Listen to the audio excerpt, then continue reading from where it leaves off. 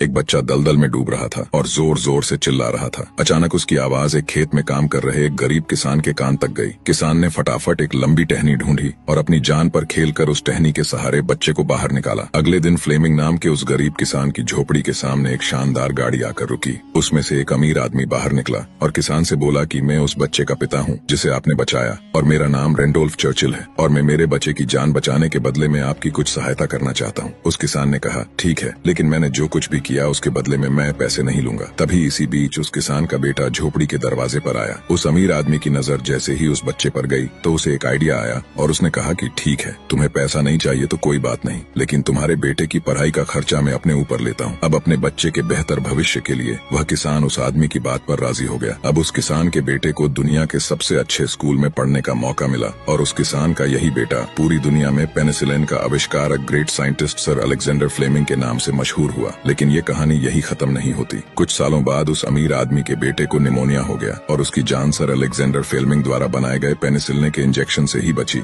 और उस अमीर आदमी के बेटे का नाम था विंस्टन चर्चिल, जो 2 बार ब्रिटेन के प्रधानमंत्री रहे। दोस्तों, शायद इसीलिए कहते हैं कि कर्म हमेशा घूम कर आते हैं, इसलिए हमेशा दूसरों का अच्छा करें ताकि आपके साथ भी हमेशा अच्छा हो।